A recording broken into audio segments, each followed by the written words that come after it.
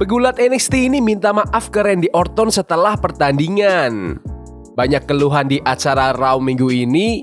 Seth Rollins jangan sampai feud sama Jey Uso. Dan masih banyak lagi. Selamat datang di Extra News, di mana kita akan bahas berita-berita terkini tentang WWE. Sebelum kita lanjut, aku pengen kalian like dan share video ini ke teman-teman kalian yang suka WWE. Dan jangan lupa subscribe, soalnya channel ini upload video berita setiap hari. Pegulat NXT ini minta maaf ke Randy Orton setelah pertandingan. Javon Owens tampil mengesankan di NXT minggu ini, tapi itu belum cukup buat ngalahin The Apex Predator Randy Orton. Orton ngasih RKO buat menang. Dia angkat tangan Evans di tengah ring setelah pertandingan, dan General Manager Eva ngumumin Evans bakal masuk triple threat match buat cari nomor 1 penantang NXT Championship minggu depan lawan Ethan Page dan Wesley. Evans coba manfaatin kecepatannya di pertandingan ini. Dia sempat ngeluarin dropkick, tapi Orton dengan santainya ngelak 2 kali malah. Orton ngasih pukulan bertubi-tubi di sudut ring dan sempat ngetap kepala Evans sampai kena tendangan di dagu dan dropkick dari Evans yang bikin dia keluar dari ring. Di luar ring, Evans loncat dari meja komentator ke apron terus coba loncat ke Orton, tapi malah ditangkap si Legend Killer. Orton banting Evans di meja 4 kali. Di dalam ring, Orton terus gebukin Evans, tapi Evans sekali lagi coba manfaatin kecepatannya. Loncat dari atas buat ngasih forearm, terus ngasih chop di dada Orton. Evans coba loncat lagi, tapi kena power slam dari Orton. Orton angkat Evans buat DDT gantung, tapi malah kena super kick. Evans ngasih cutter setelah mantul dari atas, tapi coba lagi malah meleset. Orton ngasih RKO buat menang. Setelah pertandingan, Javon Owens kelihatan minta maaf ke Randy Orton karena spot mereka nggak berhasil. Tapi Randy Orton bilang ke Evans kalau itu nggak masalah dan bilang kalau Evans itu keren. Menurut kalian, apakah kalian ingin lihat Randy Orton sering-sering lawan pegulat dari NXT? Komen di bawah. Banyak keluhan di acara Raw minggu ini.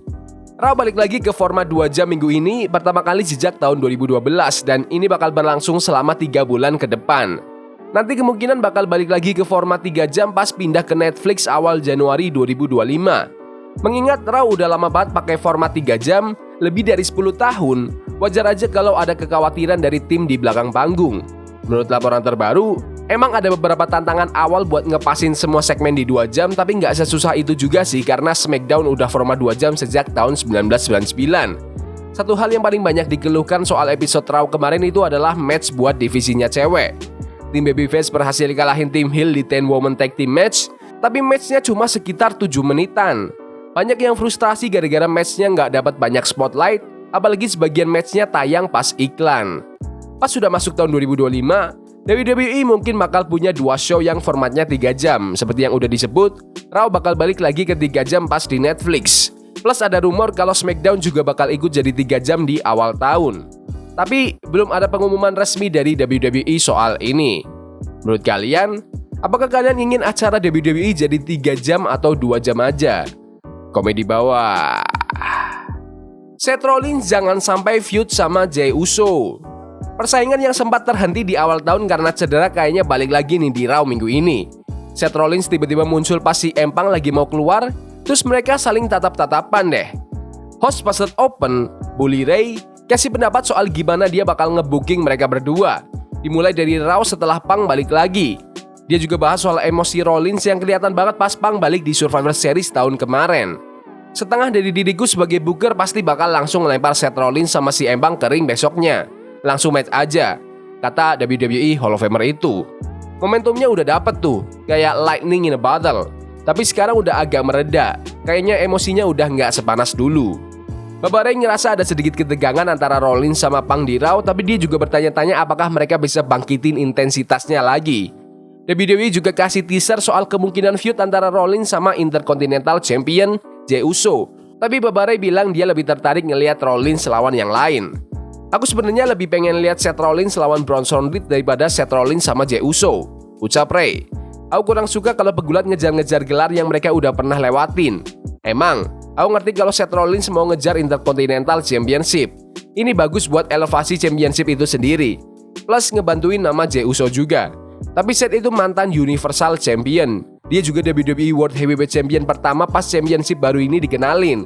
Jadi, Kenapa tiba-tiba mau ngejar Intercontinental Championship? Menurut kalian, apakah Seth Rollins harus kejar IC title atau fokus feud dengan Bronson Reed aja? Komen di bawah. Stephanie Fakir datang bantu Julia di NXT. Apa yang awalnya cuma debut viral di Mexico City sekarang jadi sorotan di NXT yang live di St. Louis. Stephanie Fakir sekarang udah muncul di WWE dan bantuin Julia waktu lawan mundur Cora Jade dan NXT Women's Champion Roxanne Perez. Para fans udah dikasih bocoran soal kemunculan Fakir di episode NXT minggu lalu waktu wawancara backstage sama Julia. Pas ditanya soal Cora dan Roxanne yang baru aja gabung buat curangin Julia, tiba-tiba ada yang ngetok pintu. Julia ngah ada teman lama tapi langsung pergi sebelum sempat nyebut nama. Fakir baru muncul di malam itu pas Cora dan Roxanne lagi ngebacot soal aliansi mereka dan Roxanne bangga banget megang NXT Women's Championship. Julia muncul gangguin dan Cora langsung nantangin buat masuk ring. Julia tetap di tempatnya dan tiba-tiba Fakir masuk dampingi Julia. Julia dan Fakir langsung ngebut masuk ring buat ngalahin Cora dan Roxanne sampai akhirnya mereka kabur keluar ring. Julia dan Fakir saling lihat satu sama lain, terus bareng-bareng angkat sabuk juaranya Roxanne. Kelihatannya, kedua pendatang baru ini akan fokus buat kejar gelar juara NXT Women's. Fakir juga udah kelihatan menjanjikan di WWE dengan 2 kemenangan lawan Isla Dawn di acara-acara house show di Meksiko. Stephanie Fakir akan lawan Bryan Sinclair di episode NXT minggu depan. Menurut kalian, siapa nih yang bakal jadi juara dulu? Julia atau Fakir? Komen di bawah. Akhirnya pegulat tak terkalahkan WWE ini kalah. Tony D'Angelo jadi orang pertama di NXT yang berhasil ngalahin Oba Femi dan merebut North American Championship. D'Angelo ditemenin The Family di ringside. Pertandingan dimulai dengan dorong-dorongan tapi D'Angelo langsung serang duluan sampai akhirnya kena clothesline dari sang juara. D'Angelo berhasil ngehantam Femi dengan clothesline yang bikin mereka berdua keluar ring. Femi bagi duluan dan mulai tatap-tatapan sama The Family, terutama Adriana Rizzo. D'Angelo marah dan langsung hantam Femi di luar ring. D'Angelo sukses ngasih 2 dari 3 amigos di dalam ring tapi Femi berhasil banting dia balik. Dia coba nge-powerbomb D'Angelo tapi malah kena spinebuster dan mejanya jebol. D'Angelo masukin Femi ke ring lagi dan ngasih spinebuster lagi, tapi Femi masih bertahan. Femi coba powerbomb lagi tapi D'Angelo berhasil nge-counter dan ngepin untuk memenangkan pertandingan. Menurut kalian, apakah ini keputusan yang tepat untuk Oba Femi kalah? Komen di bawah. Austin Theory dan Grayson Waller makin terpuruk. NXT Tag Team Championship jadi salah satu dari beberapa gelar yang dipertaruhkan di edisi NXT minggu ini. Dan Axiom sama Nathan Frazer berhasil pertahanin gelar mereka lawan Austin Theory dan Grayson Waller alias A Town Down Under dari main roster. Kedua tim langsung ngelawan di luar dan di dalam ring. Frazer nunjukin kecepatannya dengan manuver springboardnya, tapi Waller dan Theory manfaatin hubungan yang regang antara Frazer sama Axiom buat ngisolasi masing-masing. Tapi hubungan di tim menantang juga nggak mulus karena Waller hampir nggak sengaja nge-clothesline Theory. Pertandingan ini akhirnya dikuasai Axiom dan Frazer setelah mereka ngisolasi Waller. Frazer ngasih Phoenix Splash untuk memenangkan pertandingan. Meskipun ada ketegangan di kedua tim, gak ada yang bubar malam ini. Axiom dan Nathan Frazer memulai masa juara mereka sebagai NXT Tag Team Champions di No Mercy 2024 waktu mereka ngalahin Andre Chase dan Rich Holland dari Chase University. Sekarang, masa juara Frazer dan Axiom udah sampai 37 hari. Rencana masa depan A Town Down Under masih belum jelas, tapi Waller udah dijadwalkan tanding di acara independen dengan PWA di Australia minggu ini. Menurut kalian, apakah A Town Down Under harus segera dipisahkan? Komen di bawah. WWE akan pertahankan 5 pertandingan di acara premium. Sejak Paul Triple H Levesque ambil alih arah kreatif WWE pada tahun 2022, acara premium live event WWE jadi lebih ringkas. Cuma ada 5 pertandingan aja, kecuali buat acara-acara besar kayak WrestleMania dan SummerSlam. Ide ini terinspirasi dari kesuksesan acara NXT TakeOver waktu Levesque masih pegang brand itu, dan pas diterapkan ke roster utama, langsung dapat banyak pujian. Tapi belakangan, format ini mulai kena kritikan karena para fans merasa ada pertandingan dan pegulat yang layak tampil di premium live events, malah munculnya di acara reguler kayak Raw atau SmackDown soalnya WWE ngeyel mau tetap pertahanin batas 5 pertandingan aja. Ada laporan terbaru soal pegulat yang nggak kebagian tampil dan apakah mereka tetap harus hadir di acara meski nggak bertanding.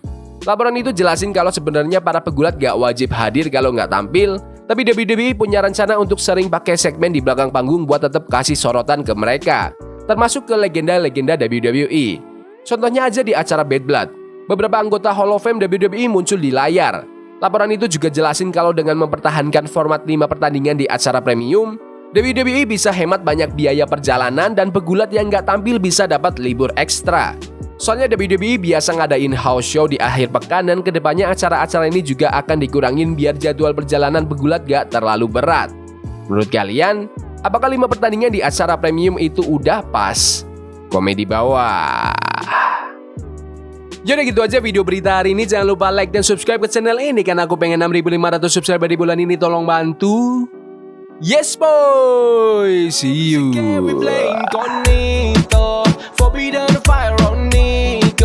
Burning for love we can hold. I wish we were